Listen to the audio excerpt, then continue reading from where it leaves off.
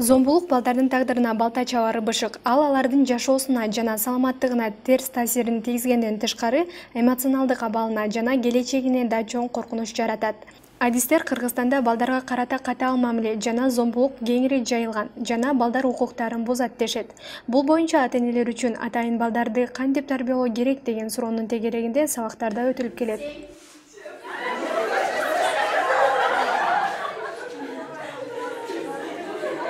Нуржамал Эркебаева буга чейин балдарын туура эмес тарбиялап келгендиктен мындай тренингтерге катышып, кийинчерээк сабак берип калгандыгын айтат. Менин атым Нуржамал. 4 балам бар.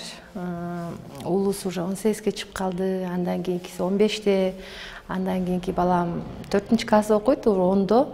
Андан эң кичинекей балам 6-да. 2014 болсо керек да. Анда балдарым кичирээк болчу, ошондо жана Мерим Эмильевна деген биздин класс жетекчиси айтып калды, ушул тренингке катышпайсызбы, сиздин кызыңыз чөтө түнт болуп атат деп калды да. Экинчи кызым аябай түнт. Анан макул катышса катышайын деп, анан бул как раз ошондо Мерим клубу неме өтүп атканда, ушул именно центр совершенстводейден Мерим клубу бөлүнүп чыкканда, анан ошолор сабак өтүп аткан экен, мен катышып калдым. Башында жаккан эмес, эмнени өтүп атат, мынтип баланы тарбияласак, чында балдарды жанагындай эркелетип алабыз го деп мындай түшүнгөн болгон жок да. Мен ошол ата-энелер жана оюн ойноп атканда кандай ата-энеге киресиң дегенде, моралист ата-энеге кирдим да. Аябай үйдөн кечке балдарымы жей эле берем да, сүйлөп элечи, мындай эме кылбайм да. Алардын оюн укпайт экенмин да. Анан азыр ушул баягы тренингтерди алгандан баштап, чтоб алардын оюн угуп, аларды мындай столго отургузуп, акылдашып, ушуну үйрөнүп калдык да. Азыр жакшы буюрса. Но балдарым айтат да, мама ушу тиги окууну кичинекейиңиз эле окуйт билесиз. Ушундай эмелер болуп атат да. Кичинекей балам айтат, ой мама сиз аябай сүйлөбөй калдыңыз депчи, анткени мен убактым уже балдарга жанагындай мораль окуп бөлбөй эле убактымды өзүмдүн сабактарыма, өзүмдүн үстүмөн иштегенге бөлүп калдым да. Ошондо мындай балдар да свободно мындай эс алып калышты да, дем алып дегендейчи. Менден кутулушту дегендейчи.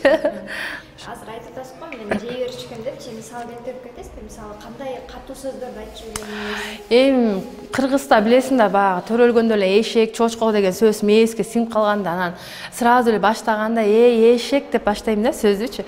Баштап эле анан эмне кеч келдиң? Сабактан кеч келет да, чында балдар кеч келет. Анан алар деген көрсө баягы мен жей бергендин жыйынтыгында үйгө кечигип келишкен да. Оказывается, ушундай экен. А мен билбей эле, эмне кеч келдиң, сенин сабагың мынчыда бүткөн деп убакыт сааттарды карай берчүмүн да. Ушунчалык бир өзүмдү мына азыр дагы бир башка илим окуп атам да, ошол жерден өзүмдү таптым да, чтоб мен аябай мындай эмекем да. Требованиям күчтүү экен да, сурай эле берет экен да. Алардын окуусу менен деле ишим жок экен да. Алар может 6 саат убакыт болуп атат, может мектептен кийин башка нерсе кетип атат, ал менен суранбайт экен да. Только эле эмнеге кеч келдиң? Эмнеге мынтип жүрөсүң? Эшек, сволочь, чочко, ушундай сөздөр кетчү да. Ошол. Адистер канча балаң болбосун, ар бирине өз алдынча мамиле жасоо керек экенин, бала кичинекей кезинде ийилген тал сыяктуу болорун, ошондуктан алардын психикасына доо кетирбей, жаш кезинен тиешелүү көңүл бурулушу керектигин айтышат. Муну дагы түшүнбөчүмүн мурда. Сөз кантип эле өтсүн дечүмүн да, анан кичинекей балам айтып атпайбы, сиз мени эшек дейсиз, ошон үчүн мен эшекке окшош баратам да депчи. Көрдүң? Уже сөздү алар кармай башташкан да. Азыр деле болуп кетет кээде мындай, баягы көнүп калгансың да, кээде болуп кетет нар жак бер жакчы, анан эме кылам, баягы кой деп өзүмдүчү аракет кылам да. Демек ошол сиздин психологиялык зомбулукка. Ооба, психологиялык зомбулук ошол да. Жанагындай физический зомбулук жана азыр сабак өткөндө айтып атам элдерге, чтоб чымчыбагыла балдарыңарды, урбагыла. Оказывается, уруп, чымчыган, ат коюп шылдыңдаган дагы бул жана зордук зомбулукка жатат экен деп, азыр уже биз ата-энелерге үйрөтүп баштадык да. Кеттик да. Жана айтпаңыз го, психологиялык сөз жеткен депчи, эң оор сөз кандай сөз болгон? Балдарыңыз сизге прям. Ооба, болот андайлар. Анткени оор сөздөр эми баягы үй бүлө болгондон кийин чыгат экен андай сөздөр, эми айткан уят го. Бирок жакшы эле сөздөр чыкты бизденчи. Айылдан үйрөнүп келген сөздөр чыкты да. Анан чынында эми ал сөздөрдү сүйлөгөнгө аракет кылып калдык. Азыр ал сөздөр сүйлөбөйбүз. Азыр эшек, чочко деген сөз жок биздин үйдөчү. Биз азыр жаным, алтыным, кичинекейим ушундай кайрылып калдык да бири-бирибизгечи. Бирок башында балдарга аябай кыйын эле болду мындай. Жакшы, жаман сөздөн сразу жакшы сөзгө өтүп кетсеңчи. Анан өттүк. Ошол кандай болду? өзгөрүү болду.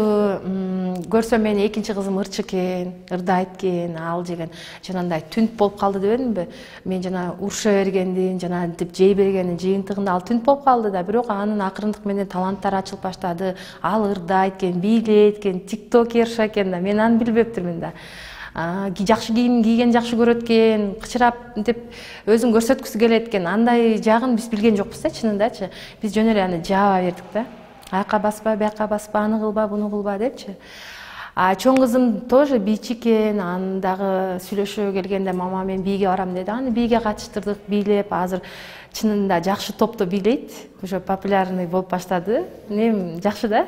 Балам болсо шахматисткен, шахмат ойнойт экен. Эми ата-эне баягы көрүп турса деле аны мындай оюн катары эле кабыл алат экенбиз да. Бизчи оюн, эми койчу анан көр буну кыла калчы, бул жумушту бүтүрө калчы дейт экенбиз да. Анан чынында бала менен ойногонду билбейт экенбиз. Азыр балдар менен ойногонду үйрөндүм. Үйдөн жана чүкө ойнойбуз, канталамай кылып, шахмат ойнойбуз, кээде күрөшүп мынтип тоголонуп ойноп кетебиз да.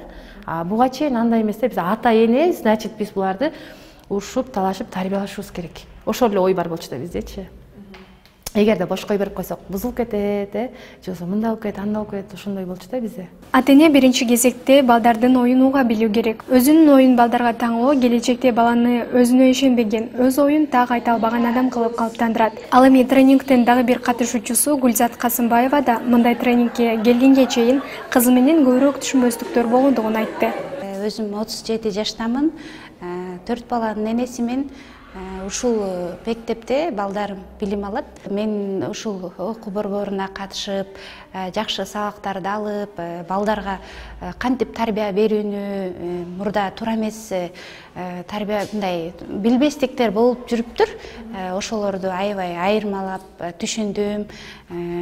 Мисал үчүн биз баланын оюн укпай эле, жок мындай деп эле кыйнап эле ушинте берчү экенбиз. Азыр ошо 2 жыл болуп калды.